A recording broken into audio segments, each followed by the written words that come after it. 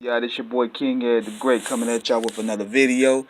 So, on this beautiful Sunday, which is Royal Rumble Day for us wrestling heads, I want to tell y'all my all-time favorite Royal Rumble moment. 1992 when Ric Flair won the Royal Rumble. Let me tell you guys why. Number one, this was possibly the most star-studded Royal Rumble of all time. It's probably the most star-studded Rumble of all time. Cause look at the names that you had at the time. You had the British Bulldog. You had the Big Boss Man, Jake the Snake, Jim Duggan, Randy Savage, Snoopify Snooker, The Undertaker, Roddy Piper, Texas Tornado, Tito Santana, Shawn Michaels, Hulk Hogan, Randy Savage, Jake the Snake, Sid Vicious. I mean, you were thinking that they're not going to give it to Ric Flair.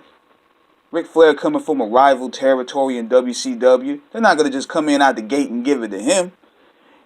And I remember watching the event that night. He came out at number 3. I was thinking, man, he ain't going to win.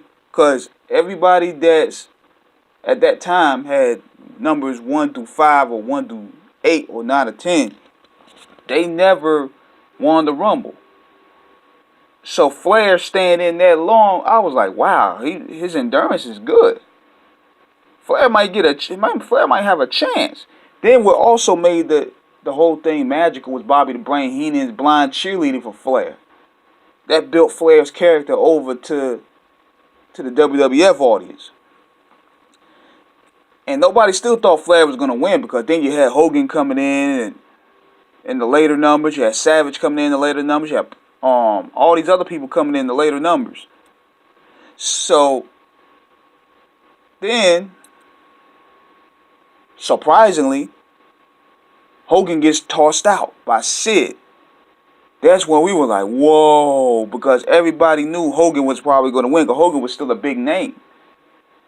Then Sid get tossed out by Flair, and that's where that happened. Ric Flair wins. Not only for 3, he had 2 things going against him. He was from WCW, and he drew an early number. And he won the title that night.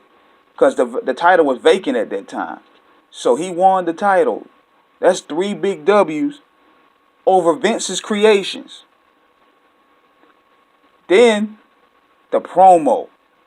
He said this is the greatest moment of his career. Keep in mind, this was after he left WCW on sour terms. And he needed a fresh start. You had the late Kurt Hennig and Bobby the Brain Heenan cheering him on. It was one of the few moments where we actually were happy that Hill won the Royal Rumble, because we seen what Rick had to go through in WCW.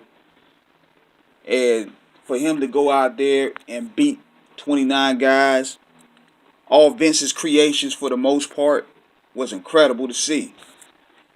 And gave us Southern bros hope. You ain't gonna see that no more. You ain't gonna see that no more. Because everybody that would come to WCW later on, where you were buried, pushed to the side, footprints on the neck, thrown in the bushes, you know what it is. So, that's my all-time favorite Royal Rumble moment for those reasons. And y'all definitely need to check it out, man, because that's a renaissance of that era. That era of superstardom.